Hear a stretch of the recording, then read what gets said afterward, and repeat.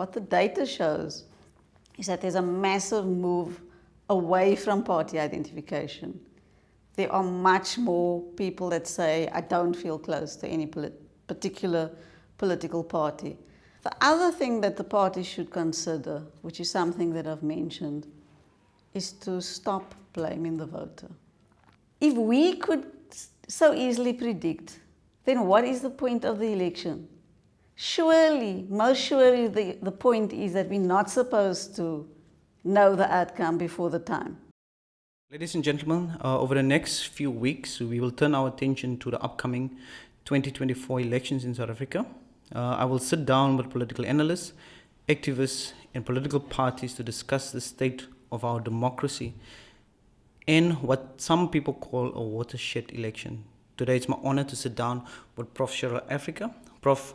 Africa is a political scientist at the University of the Western Cape who has also served as an election analyst for both the SABC and ETV. As a scholar, she plays an important role in election observation in South Africa and has published widely on the subject matter. Prof, welcome to Abrasive Conversations. Thanks so much, and thanks for having me.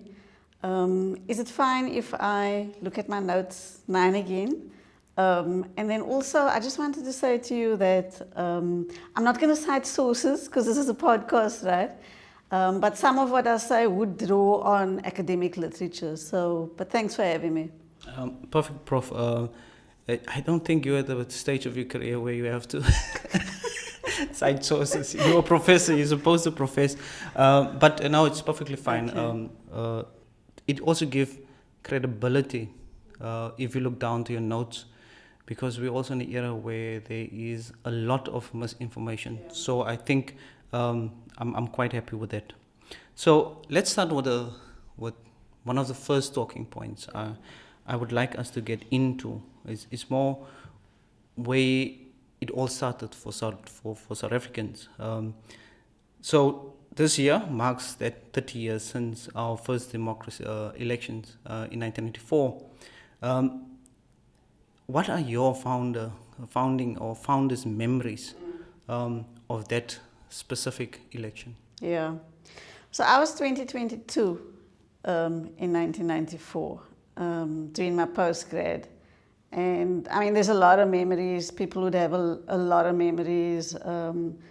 There was a lot of anticipation. I think there was relief that the day was finally arriving after such a long negotiation period. But if you really want to get to my feelings about that day, I need to tell you a story about my late father. Is that okay? Can I do that? Please. Okay.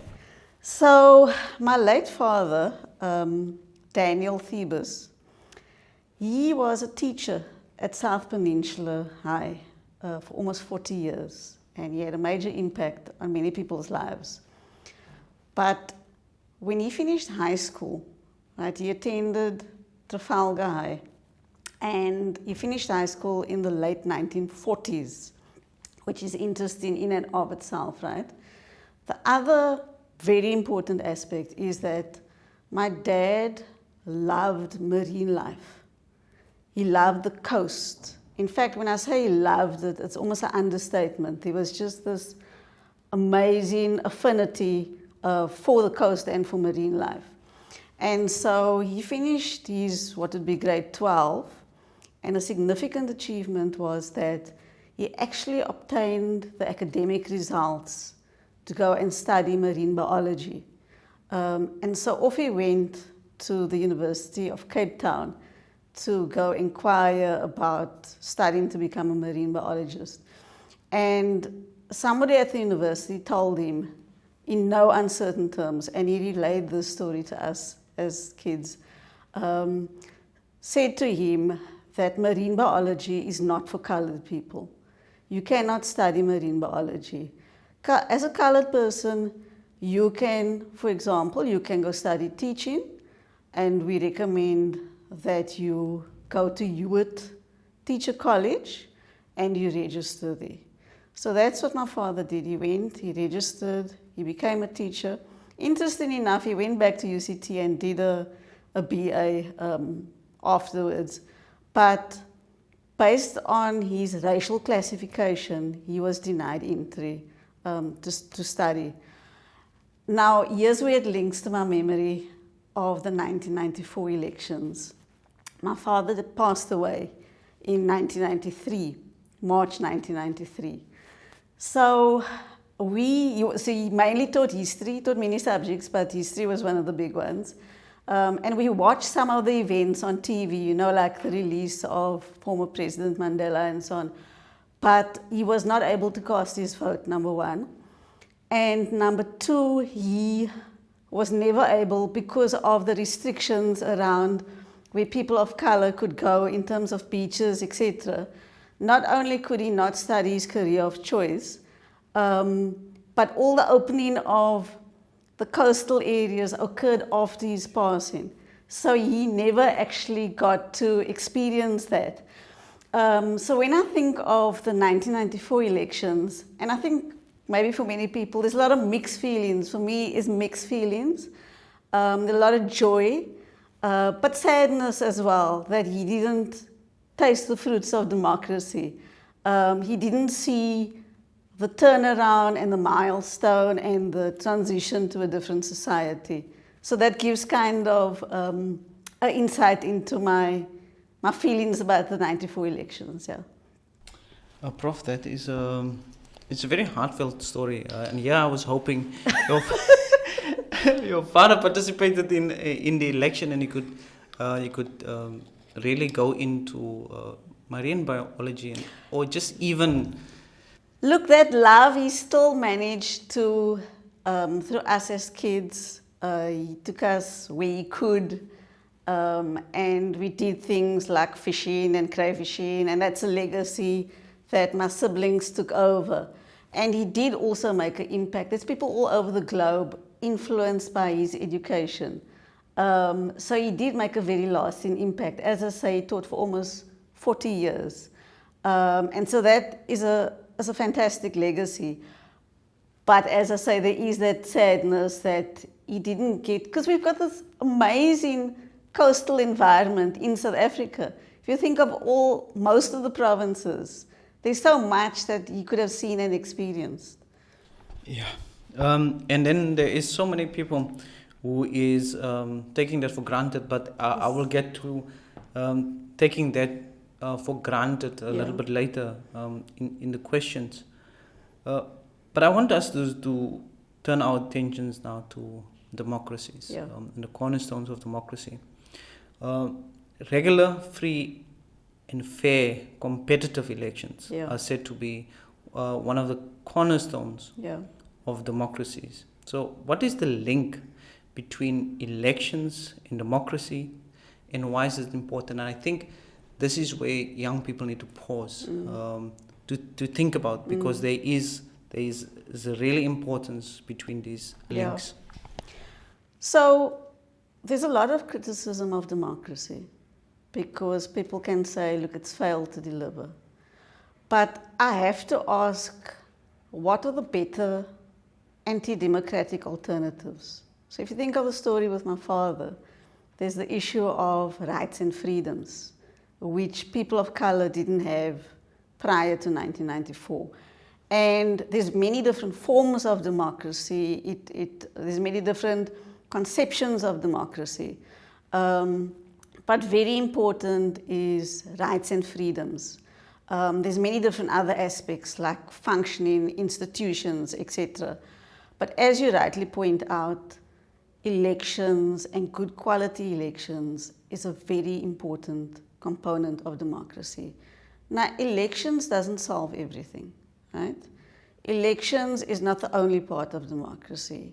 It is not the only way that democracy functions. There's a lot more to it. But look, you're interviewing me about elections, and elections are still important, right?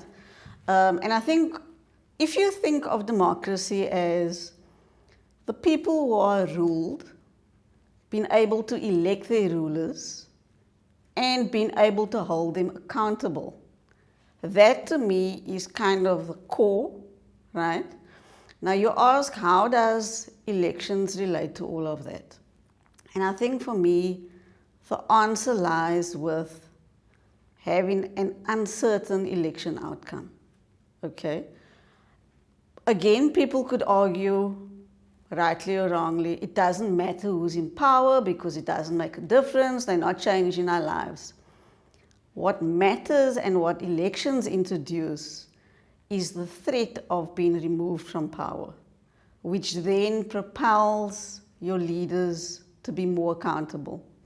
Now, if you think, what is accountability again? Accountability is about accounting for your actions and your decisions, taking responsibility. If you're tasked to do something, deliver service, govern, whatever it is, we have to be accountable in our jobs. If there is a threat that in 5 years' time you are going to be removed, that it doesn't guarantee it, but it propels people to be more accountable. If, as in some instances, you have a leader or a party, they know they're going to be in power. They know they're going to be in power for 40 years, for 50 years. What incentive is there for them to actually take into account the needs of citizens? I don't think that there is that much incentive. So I think those are the very important linkages between democracy and the features of democracy and elections, which is why I really do believe that we need to take elections seriously, and we need to look at how to reinvigorate our democracy as well. The one thing when it comes to this competitive, free and fair elections, it has to be free, and it has to be fair. Just so that young people know about it, what does it mean to be free and fair? So in terms of the elections, I would say that there's probably more, but there's three important components, okay?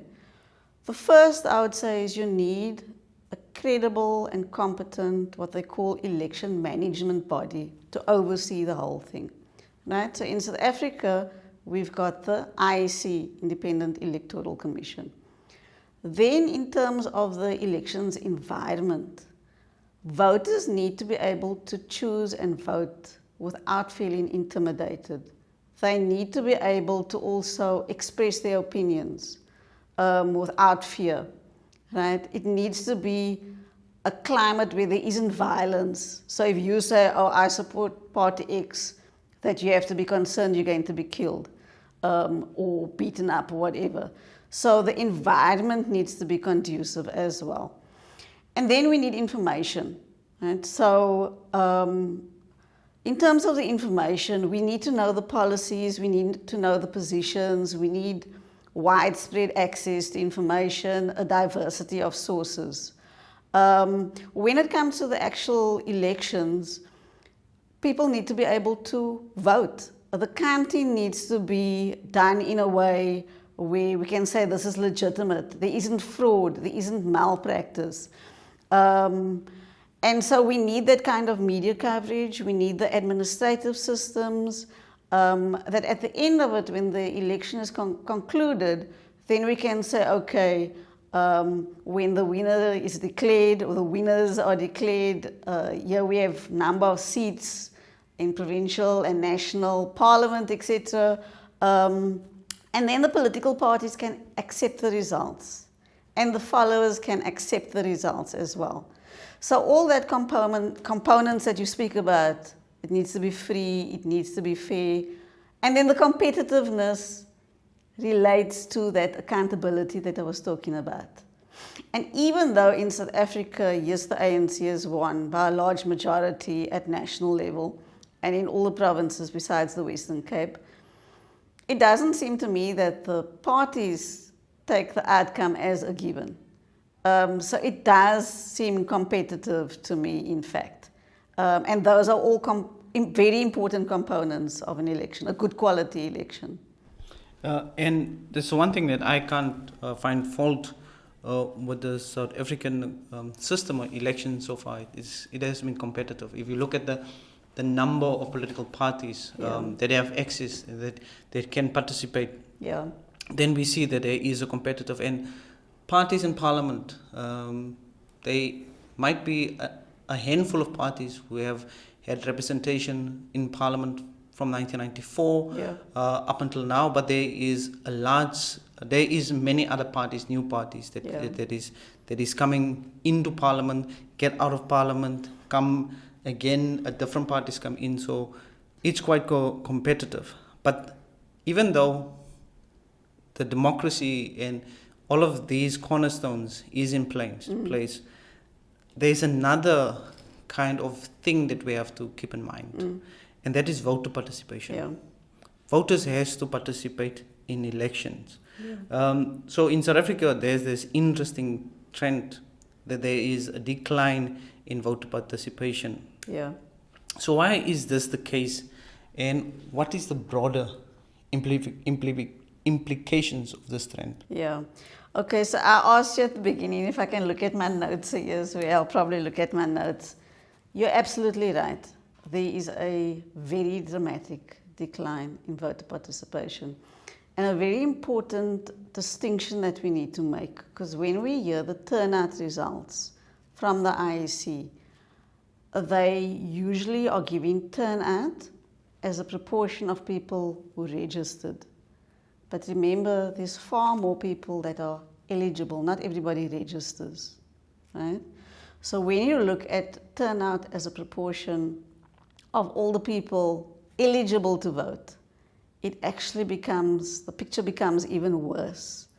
So in 1994, we didn't have registration, remember, and we had a voter turnout of 86%. In 1999, it dropped to 72%. Okay. Then in 2004, 2009, and 2014, it also dropped, but kind of between those three elections, it was around 58%. Right? Now, between 2014 and 2019, it dropped to 49%. So what that means is that 51%, a majority, slim majority, but a majority of eligible voters did not vote in the 2019 elections. And that is quite a shocking statistic to me. I know that there are people that say, look, as the system and democracy normalizes, it's natural to have a decline in voter participation, etc. I find that to be problematic. Also, so you asked me about why is this the case? And different people put different theories forward. People talk about what they call depoliticization. The word apathy is thrown around a lot, a lack of interest. I strongly disagree with the notion that it's apathy. I strongly feel that it's about disillusionment, a sense of betrayal, frustration, dissatisfaction, etc. And here, there's survey data which backs this up. So you just need to look at the Afrobarometer, other survey data. You will see the dissatisfaction with government performance. There's supposed to be mechanisms for people to participate and give have consultation. But we can look around at the reality of South Africa and say, actually, it's about disillusionment, number one. And number two, that people are not happy with the choices that's available to them. So they might be unhappy with the ruling party, but they've got serious problems with the other options which are available to them. So if I can ask you a question, actually, or if I can give you a little story again. And I understand that the examples, it kind of breaks down because what we're talking about is far more complex than the story. But have you ever walked into a store to purchase something and you walked out because you didn't find what you needed? Has that been the case? Yeah. That has been the case. Okay, so did the store owner or any staff member run after you and scold you for not making the purchase? No. Okay. Now, this is what happens in elections in South Africa. I mean, if you think about it like this, right? You go into a store, right? And it's your prerogative. You want to purchase something. And you get in there and you say to yourself, oh, these prices are crazy. Or you say, no, the quality is not acceptable. Whatever reason you have, you then make a choice to leave. Okay, so you're not going to make that purchase. Now, I mean, for either the manufacturer or the store owner to come running after you and to say to you, you are going to be responsible for my store closing down. How can you make this terrible decision? You are going to be affecting all the families that I employ. You're going to make them unemployed. This is all your fault. And they don't ask themselves questions about why you didn't make the purchase. They didn't ask themselves, okay, was it maybe the product wasn't there? Was the product, it was priced too high? Whatever the reason may be. What happens in South Africa is political parties, so you asked me the question about the decline in turnout, and I've given you some quite shocking statistics. But what political parties do is they blame the voter. And they do all sorts of analysis, and they say, oh, it's identity politics and all the rest of it. And then you've got academics. Can you imagine if the way academics write about voters, if we had to write about consumers like that, and say that consumer went in there and because of loyalty, whatever, because of identity, the consumer decided not to purchase the product, it would be crazy. But yet political parties, they don't look at themselves, and maybe there is a rationality around that. They question the rationality of the voter, which I have a fundamental problem with.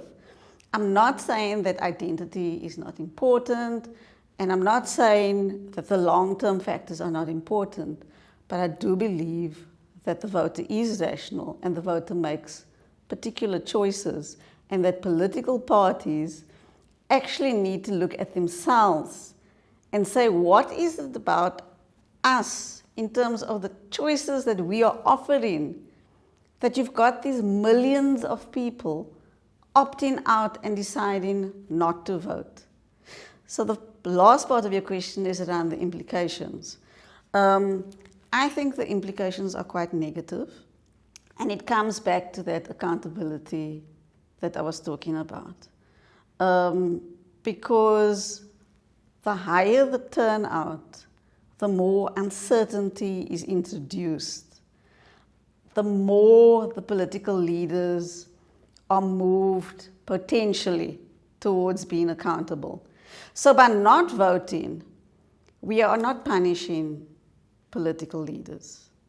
And I think it's very important. So what I would argue then is that the voters should choose their least worst option. Right? Can I give you another story? Yes, please.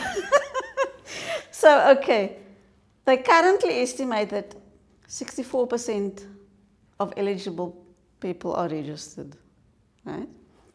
So if we took that 64% and made it into 64 people, right?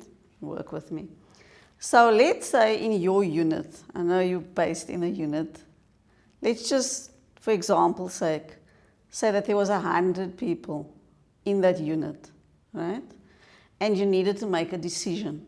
You needed to vote on something. And just bear with me.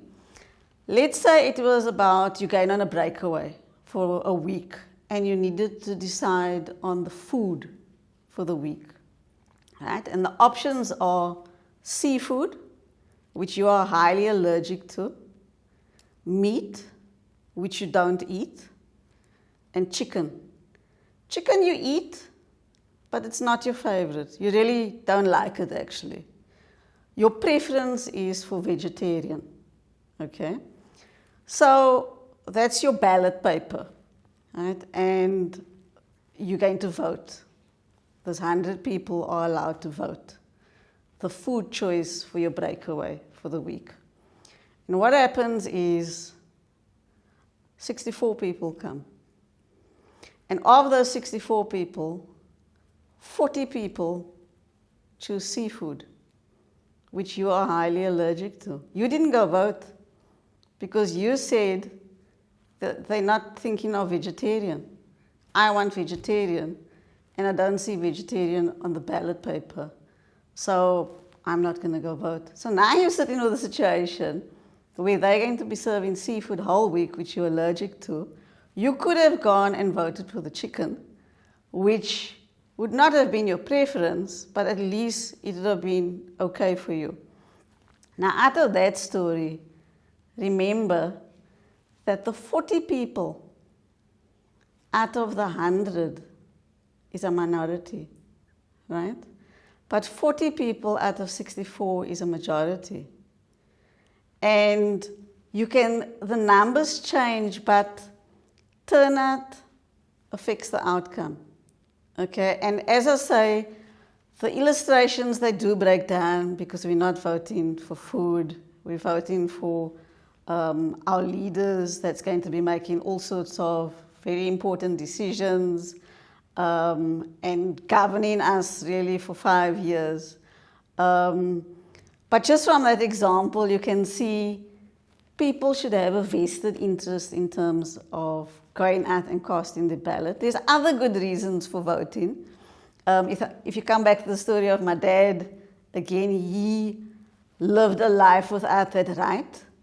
And so for people, I think older people who experienced the pre-94 era, there's something just about the civic responsibility and they want to express that right. But it's so much more important than that.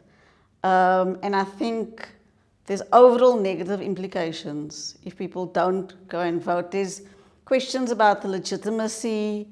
If only 20%, at universities, they have SRC elections. And I think the proportion of turnout, it's typically about 25%. And so then you're saying, but 75% of the student population didn't cast the ballot. So when there's low turnout, it does affect legitimacy, and I would say it's got quite a negative impact. I think that example that you made about both examples, the one where voters are blamed in South Africa, where they're not regarded as rational thinkers. Yes. I think I agree with you on that. I don't think the options is there. Yeah.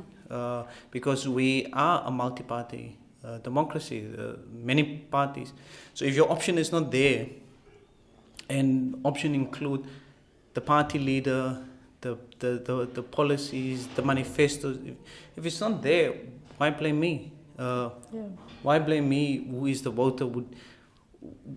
If I participate in this, then I'm going to be the worst off. But then again, you show the implications of not participating, even though your choice is not there. Yeah. Is that what happens is that minorities is making choices for the majority, and you will ultimately affected by that. And I think that will give people a better insight as to why even though my choice is not on the paper, that will I allow, and once again you are rational, will I allow that the majority makes a choice for me that is ultimately, the minority is making a choice that ultimately is affecting me.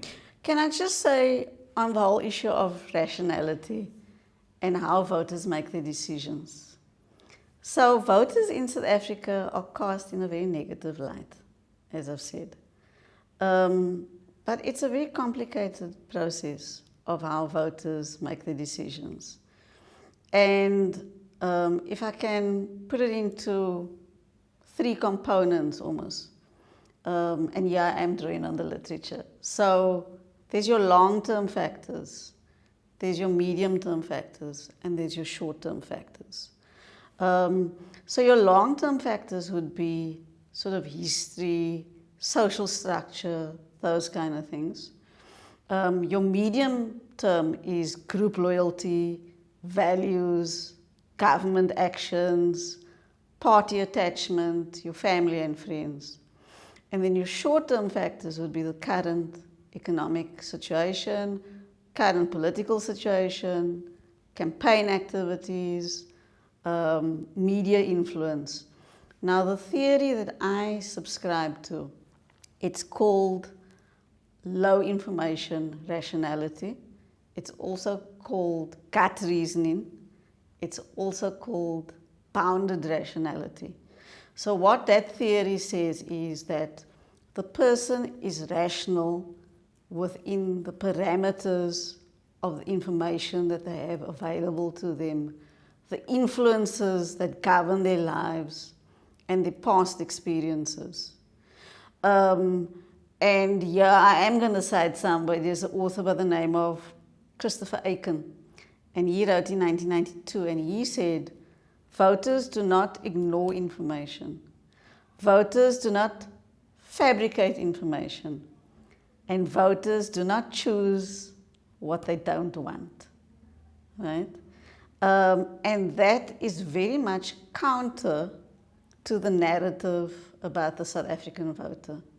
Because the narrative about the South African voter is that we don't think rationally, that we make choices that go against our interests, that it's all about identity. If you come back to the shop example again, it's like the owner saying you are purchasing or you are not purchasing, you're going against your own interests. Okay? Party identification, which shapes how we view the world. Right? So if I think of party identification, it's almost like, I don't know if you follow English Premier League soccer, but there's this loyalty, right? So they're doing their soccer, we got nothing to do with them, but we're loyal to our team. So let's say it's Liverpool, Man United, Arsenal. We're still rational. We might criticize the manager. We might say the manager needs to get fired. We might criticize VAR, a particular player. There's this loyalty, but there's still a rationality. And on the elections, so if you think of soccer, you want at least there to be fairness. You know, the ref needs to be doing his job and there needs to be some kind of competition. But what I wanted to say is that that loyalty is not mutually exclusive to rationality. Yes, you've got all those factors influencing the voter, but at the end of the day, they're making decisions, you know. And so even, for example, saying, oh, but it's to do with solidarity and family loyalty, again, I would raise questions about that. Because let's say you're my son or you're my grandson. You want to go purchase an appliance.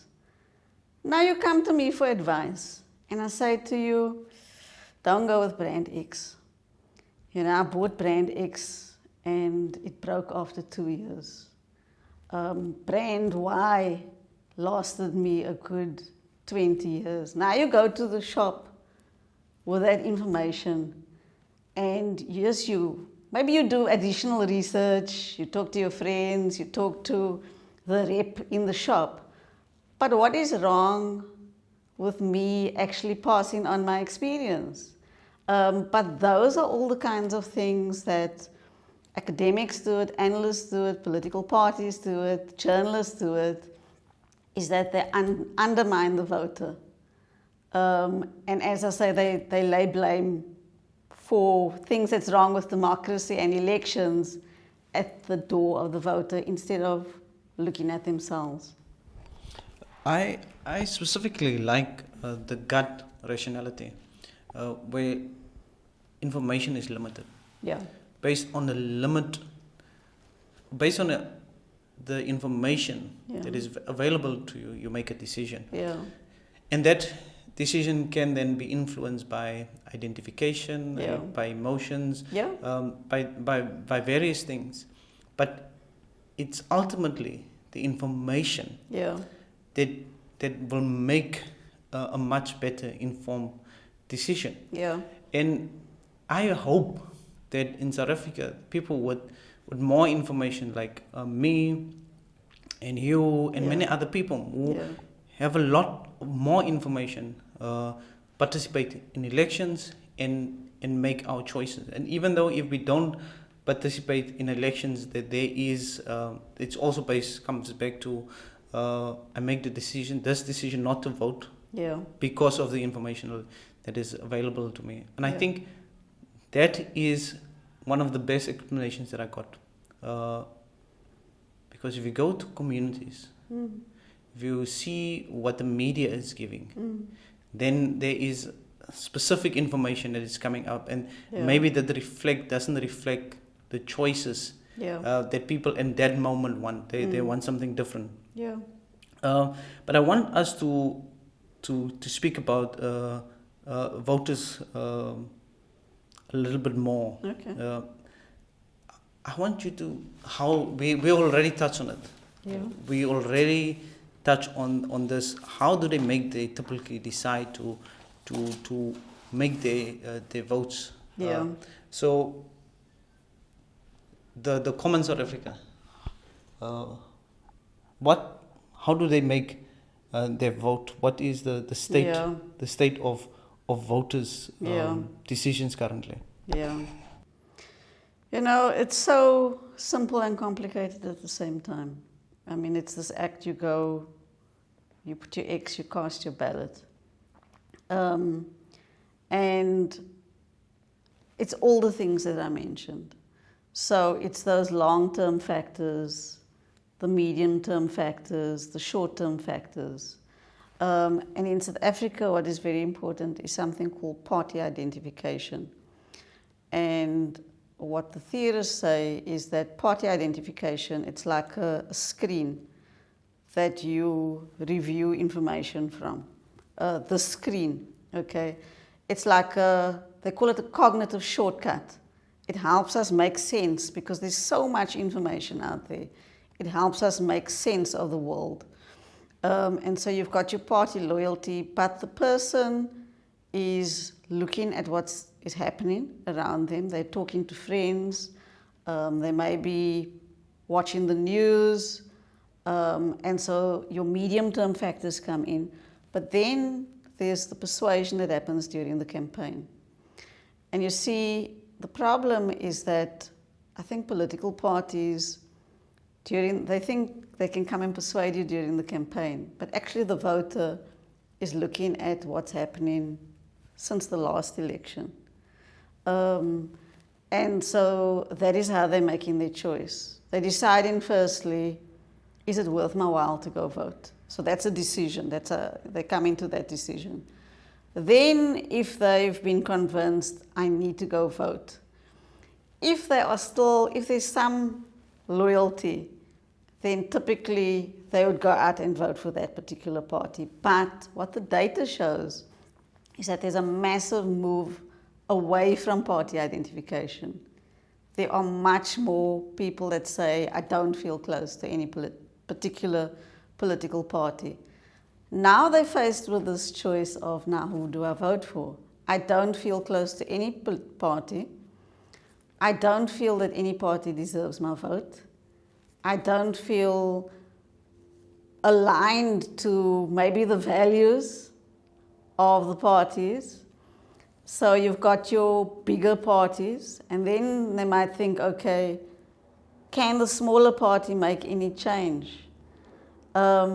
Which is why I understand, and it's reasonable that people opt out. They say, no, I'm not going to. But they've got to make that choice, ultimately. So it's around then looking at the past behavior, the policies, the manifesto, and sometimes there's competing things where you might agree with the party on the one aspect, but you disagree on another aspect, or you might feel upset with the leader of the party, but when you look at the policies, you fit more with that particular party. So that's why I say it's quite a complex thing. And at the end of it, people need to choose. And we do have several million of us that ultimately go and we make a choice. But it's quite a complex matter. So, given that complexity, Prof, what should political parties consider giving the voting behavior and motivations of South Africans? And you already touched on one of it, is that that voters look at your performance right through, from the first time I interact with you, and you come with promises, up until the next elections, whether it is local government elections or provincial government elections. So what should political parties consider given the voting behavior and motivations of South Africans? Yeah. Well, the fact that I do believe voters in South Africa are rational, the fact that they are consuming information, the fact that they are making choices, and the fact that they are observing what's happening, that is what parties need to take into account, which means that they mustn't only come when it's campaign time. And even if the party is small, so the argument is, I need to get into power to make a difference, right? No, you need to make a difference in order to win legitimacy with the voter. You have access, by virtue of being a party, you already have access to organization, you've got access to certain channels that an individual doesn't have. And so what they need to be doing is they need to be proving their competence and their integrity in between elections and not waiting until election time, because the best campaign, and the campaign is important, right? But the best campaign is the campaign that resonates with the prior perception regarding that political party. And that perception is deep-rooted, and it's formed long before the campaign. The other thing that the party should consider, which is something that I've mentioned, is to stop blaming the voter. Because it allows them to not introspect and to not look at themselves. And I suppose it's a difficult thing because the incentive is to get into power, and then the argument that they make is, as I say, once they're in power, they will make all these changes, but they really need to be proving to voters that they will make an impact on people's lives. I mean, the country is in quite a dire situation. People are really, really struggling. And again, one can understand why people would want to opt out and why they would want to not vote. But, you know, decision makers are the ones with the power. Yes, people can protest, they can pitch up at, and I'm not saying those things are unimportant. There are very many different ways of engaging with democracy, but our vote also is power. And political parties, they need to stop blaming voters and they need to take responsibility. I certainly agree with you there, Prof. I'm just thinking, because you said something about perception, and I don't know if I can give you a follow-up question on perception. There is currently perceptions of different political parties in South Africa. Yeah. And those perceptions is getting deep-rooted. Yep. For example, and I don't want to use the names of political parties. Yes. But some parties are seen, there's a deep-rooted perception as liberation parties. Then there is parties that, in that same party, a a different generation of perception is created that it's a corrupt, a corrupt party. And then you get other parties that is seen as racist, that you are part of the previous dispensation. Yeah. Perceptions. Yeah. So these perceptions, they, like you said, some of them are deep-rooted. Does this to a certain extent prevent voters from taking risks? Yeah, I think so. And it feeds into that aspect which I spoke about where the voter would then rather opt out. But you see, there is some merit in the perspective of the voter, which says, well, Party A has let me down. Party B is going to be a problem because of X, Y, and Z. Party C is also a problem. It comes back to the idea that it's about the threat of losing power. And that only comes when there is a high turnout and when people go vote. I know it's almost a bitter pill to swallow and then that comes back to my little example about the food. Because this is not small things that you're talking about. Perceptions of corruption, perceptions of being anti-poor, perceptions of being racist, etc. It's like, how can I vote for a party like that? But what they call alternation, it's very important. If you think of the Western Cape, right? The Western Cape is the only province where there's been a change in power. So this is where I'm saying this threat of a loss of power becomes very important. Remember this, in 1994, the National Party won in this province. Then there was a time where the ANC actually took over in this province. And then there was a time when the DA took over, and the DA is currently ruling. And it becomes a very exciting topic point, and there's a lot of interest in the Western Cape. And part of that interest is around this idea of what's called alternation, so the change in power, and it's the threat of losing. So that becomes very, very important. So even though we can absolutely and fully criticize the parties, as we should, and I'm sure they would come with their particular responses, and I heard from your introduction you're going to be talking to people based in political parties. But for me, what's very important is actually going out and voting, and the concept of that potential of losing power, whether it be at provincial, national level. Whether it happens or not, that's the other thing.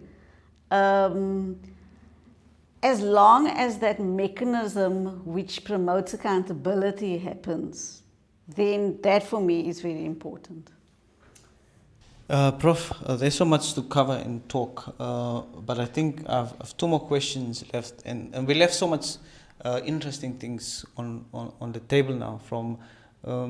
We've talked so much about political parties and voters, yes. But this election introduced independent candidates, yes, which is completely going to change the landscape and comes to same things about the perceptions of candidates, the accountability of those of those candidates. I think we have to have a second one. So I want you to reflect. One of the things you don't do is speculate on political outcomes, because yes, that's the graveyard for many for many political analysts. They're yes, predicting. Yes. Why is this the case? Yeah. You know, I had a journalist that emailed me a couple of weeks ago and asked me what I think is the outcome going to be. And I immediately emailed him back and said, I don't speculate on the outcomes. Right? Well, firstly, I don't, I don't have a crystal ball. Right? So, and it's not English Premier League that you're saying, okay, who's going to win and so on. But again, it comes back to the uncertainty of the outcome. If we could so easily predict, then what is the point of the election? Surely, most surely, the point is that we're not supposed to know the outcome before the time. The other part is that you do get people with very fancy analysis, and it happens more overseas, and they do these surveys, and they can do forecasting and predictions. So that's not speculation, it's based on data. I still think it's problematic. And the reason I think that that is problematic is because it focuses on what they call horse race. Who's winning, who's in the lead, who's falling behind, etc. And that to me makes the debate very shallow. And it can also give particular players, particular parties an unfair advantage. So why I say it makes the debate shallow, because then it moves us away from the policy issues, it moves us away from the difficult issues that should be discussed. There is something that journalists love about asking for a prediction, but I will not speculate. And also, it can actually cause people to not want to vote. Because let's say people confidently predict that the percentage is going to be X. Why do you need to go vote? Because you know that party X is going to win. Your vote supposedly is not going to make a difference. Or maybe the party that you wanted to vote for doesn't appear anyway. So you think, but they're not even going to get a seat. So again, why must I bother to go out and vote? So there are certain negative consequences, I would say, to that. But since I've been doing analysis, it's something that I'm not going to do. I prefer to go into the deeper underlying patterns, etc. And so, yeah, that's the reason, multiple reasons that I don't like to speculate. All right. You heard that, ladies and gentlemen, that speculation, especially in the media, also influences the perception of the voter, because it becomes important if my party is there, and some parties not even mentioned in the media. It's like, I don't know if there's any media coverage that I've seen the past week or so since the SONA, where you heard the voice of the Minority Front, the ACDP, Al Jamaa, Al Majah, in Cape Town. So there's parties currently in Parliament that you don't see in the media. So there's also a media bias, but I think that is for a next conversation. Is there anything else before we wrap this up, Prof? Is there anything else that you would like to say that I might have missed?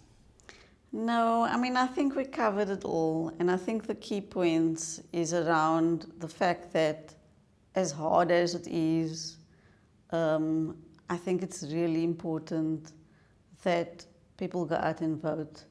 And I think it's important that we start to take back our democracy. And if I come back to the story of my father, it's a very striking contrast, those days. And yes, we'll hear a lot of things about 30 years of democracy, but I think it's very important to not forget what society looked like then, and to not throw our hands up in paralysis, but to ourselves start to reinvigorate democracy, which is really about freedom, and yes, economic freedom and equality, and everybody having the same rights, and being able to live their life to the capacity that they should, and enjoying those rights and freedoms.